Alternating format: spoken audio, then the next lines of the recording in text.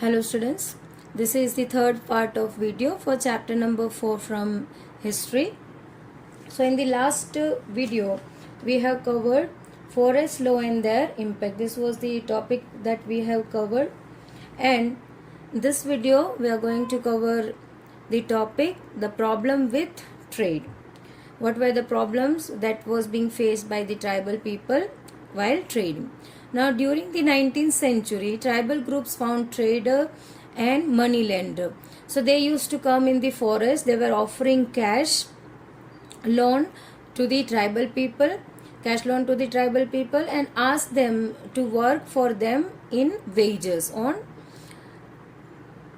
if they are working, they will get the wages. Indian silk was in demand in European market during the 18th century. Cotton was also famous in the same century, 18th century. It was exported because one of the finest cotton was found in India, and India was an lead exporter of cotton to the other European countries. So same was with silk also. Silk was in demand in European country in 18th century. The fine quality of Indian silk, so that was found in India. It was highly valued and it was exported from India, and this export was rapidly increasing. As the market expanded, EIC officials tried to encourage silk production to meet the growing demand. We have learned in last chapter also, when the cotton was in demand, they used to export that cotton to the other European countries, and even they were encouraging the production of cotton also. And even whatever goods were demand in market, they encourage the production of the same in India. Like indigo we have learned in last chapters, cotton we have learned, tea plantations, then coffee plantations. So many things they were encouraging because the same goods were demanded to the other countries. So here EIC officials tried to encourage the silk production also because of their growing demand. The Santals of Hazaribagh, present day Jharkhand, Hazaribagh now present day it is located in Jharkhand, they were rearing cocoons. Cocoons already you have learnt in your science subject, how the silk is being produced from the cocoons. Now the traders sent in their agent who gave loans to the tribal people and collected the cocoons. So these traders used to send their agent. What is the purpose of agents? To give loan to the tribal people and to collect the cocoons what they were producing. Now cocoons were exported to Burdwan or Gaya, where they were sold at 5 times prices. So here you can find out the same thing, the British strategies, still it is being implemented into the tribal areas also. They were purchasing these goods from the tribal people in very cheaper rates, and this is being sold 5 times more prices in the market.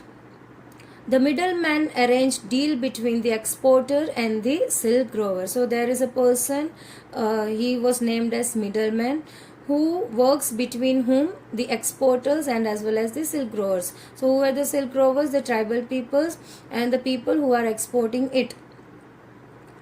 So he was considered as a middleman, was considered as a dealer. The silk growers earned very little, as I said there, because from them it is purchased in very cheaper rate. So they earn very less. So many tribal groups saw the market and the traders as their main enemies because they were not getting any kind of earning or profit. The earning was very less and the profit was also very less. So these tribal people used to consider trader as their enemy. The next topic what we are going to read is the search for work. The tribal people had to go far away from their home in search of work because forest produce is not enough to meet their need. So they used to work. Now as the surrounding or as the area or the provinces are developing, they also need the money, they also need the urge of earning. So here they also move from their own places to the other region in forward in search of work. From the late 19th century, they were recruited through contractors to work on tea plantation in Assam and coal mines in Jharkhand on low wages and prevented from returning home. So this was sorted out. They got the work under whom? Under contractors. So this contractor used to just collect this recruit tribal people in the tea plantation, like in Assam, and the in coal mining work in Jharkhand. But they were paid very less, in very less wages. They were working under these contractors, and even these contractors were not allowing them to return home because they are earning less. How they are going to return home? This contractor also take money to recruit them in this area of working. So their loan is never completed. They are always in debt. To clear that debt, they are not able to just move out of this work, or they are not even able to get back to their home.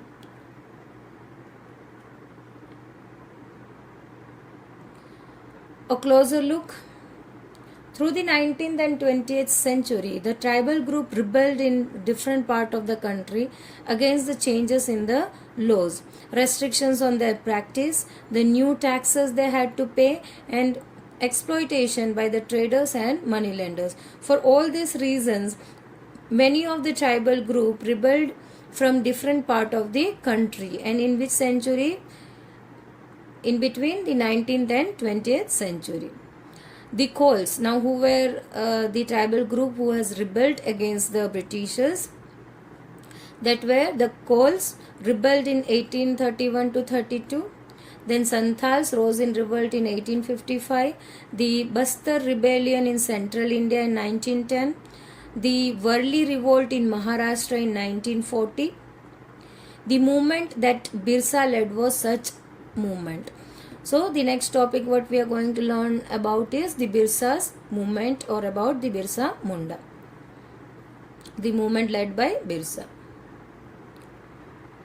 Birsa Munda, the next topic. He has led a movement against whom? Against the Britishers. So Birsa was born in mid 1870s, the son of a poor father, grew around the forest of Bohonda, grazing sheep, playing flute and dancing in the local akhara. So Birsa Munda's childhood was like that of the other tribal children, the similar way he has brought up. Now he heard the tales of Munda rebellion and saw leaders initiating people to revolt. So he has heard about the revolt that was led by the Munda's tribal group. So he was hearing it, or he has heard it as a story from the elders. The Sirdars talked of golden ages where they would be free from oppression and have ancestral rights on the forest lands, because we have learned that first of all, who has cleared the land, they used to live over there and they were having full rights on that land. So their descendants were also having the same rights. But as the Britishers came, these tribal people where they used to live, that area, that forest regions were considered as state property. So their rights were being taken from the Britishers. Now this Sardar used to talk about the golden age when they were having their rights on the land. They were free. So they want their ancestral right back. The forest land, what was being taken by the Britishers in the name of law, they want that land back. So that the period was considered as golden age. They saw themselves as the descendants of the original settlers of the region, fighting for their land, Mulki Larai, reminding people of the need to win back their kingdom. As I said, that they want their lands back, because they consider them as the original descendant or the original settler of that particular region, and they have to fight. Now with whom they have to fight? With the Britishers. So they want their kingdom back. Birsa went to the local missionary school and listened to the sermons of the missionaries. So he used to visit the churches, missionary schools also he has visited, and he used to hear the sermons of missionaries or the teachers of missionaries, masters in the other way you can say. There he heard that it was possible for the Mundas to attain the kingdom of heaven and regain their lost rights. So here he understood that, and they also assured that there is the possibility that Munda will get the kingdom of heaven back and also their rights back. But how? But this could only be possible if they become a good Christians and gave up their bad practices. So there is one condition: they will get their kingdom of heaven back or they will get their lost rights back. But how? If they becomes a good Christians and gave up their bad practices. Later Birsa also spent some time in company of prominent Vaishnava preacher. So first he has followed the Christian culture and he learned many things from the Christian cultures, and later on Birsa also has spent some time with the Vaishnava preacher. So he moved to the Hindu cultures also. He wore the sacred thread, that is janoi, because Vaishnava used to wear that janoi. So he has worn that sacred thread also, and began to value the importance of purity and piety. That was the Hinduism what this culture teaches. Birsa was deeply influenced by many of the idea he came in touch with his growing up years. So first he used to hear the many stories or tales from his elders about the tribal people and all. Then he visited the Christian missionary. Then later on he went to for some time he went to the Vaishnava culture. So he was influenced and influenced by what? By many ideas, because he came in touch with that ideas in his growing period. He thought of reforming tribal society, urging people to give up drinking liquor, cleaning their village, and stop believing in witchcraft and sorcery. So here he urged his tribal people to give up the drinking, liquor, and even to clean their villages, to let them neat and tidy life, then stop believing in witchcraft, believing in witches, and also the sorcery, that is you can say the black magic, to stop to believing in black magic, because they are the tribal people, they used to believe such kinds. But we must remember that Birsa also turned against missionaries and Hindus landlords. He saw them as outside forces that were ruining the Munda way of life. So here when he is urging his own tribal group to give up all this stuff, and but on the other way you can see that he also left the tribal life for a period of time. He moved to the missionary schools, and even he also got influenced by the Hindu landlords. So for the tribal people, these were the outside forces who were ruining the life of the Munda, the way of living, how the tribal people used to live. So who is ruining? The Hindu landlords or the Christians, because British used to follow the Christianity. So they were also considered as the outside forces. In 1895, Birsa urged his followers to recover their glorious past. He talked of a golden age in the past, a Satyug, the age of truth. But then too also he urged, because he was having particular aim to get his golden age back, how their ancestral were used to live. So he want that glorious past back. So he talked about the golden age of past that was called as Satyug, the age of truth. So here, according to the Birsa, he was telling to his follower that when Mundas lived a good life, that was the considered as golden age or Satyug, were constructed embankments during that time. They were having tapped natural springs, planted trees and orchards, practiced cultivation to earn their living. They did not kill their brethren and relatives, means brothers and relatives. They lived honestly. He want his people to settle down to cultivate their field again. So this was the golden age or the Satyug age of the glorious past, or the other word it could be used as the golden age. So this life the Birsa want back. A movement began under the leadership of Birsa Munda. This worried the British official, as the aim of Birsa movement was to drive out the missionaries, the moneylenders, Hindu landlords and the government, and set up a Munda Raj with Birsa at its head. So here British officials were very worried, because whatever the forces were under the tribal group, that is moneylenders, Hindu landlords and even the Britishers and the missionaries also. So the Munda want to, or the Birsa Munda want to drive these people away from the region where they used to live. So, and again Birsa want to be a head of this government that was called as the Munda Raj. So nobody was considered, or he doesn't want to consider any of the outsider to govern them. In 1895, Birsa Munda was arrested because he was considered as the problematic face for the British officials.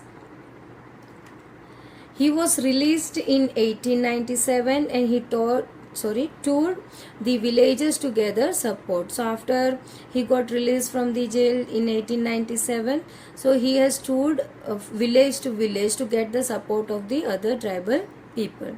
He urged people to destroy the Ravana. Here who the Ravana were called as the Dikus and the Europeans. So Dikus over here is the moneylenders and the traders and the Britishers, and establish a kingdom under his leadership. They attacked police stations and churches and raided the property of moneylenders and as well as zamindar. So this is the way of protest what they have done. They raised the white flag as a symbol of Birsa Raj. So here Birsa Raj was having a flag that was being raised and that was of white color. So that was the marking of Birsa Raj. In 1900, Birsa died of cholera and the movement faded out, because he was the leader who was leading the movement. So as Birsa died because of cholera, the movement slowly and steadily faded out. However, the movement was significant in the least two ways. Firstly, it forced the colonial government to introduce laws so that the land of the tribals could not be easily taken over by the coast. So their rights, the tribal people, what was being taken away by the Britishers, now this colonial government has introduced such laws that it could be benefited to the tribal people. So they should not be exploited like they were being exploited in past by the Britishers. Secondly, it showed once again that the tribal people had the capacity to protest against the injustice and express their anger against the colonial rule.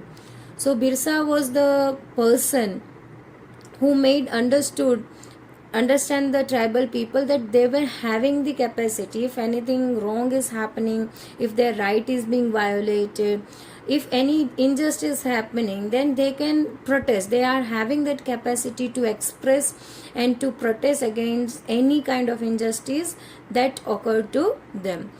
So their anger is the way, or the protest is the way how to show their anger against the injustice what they have faced.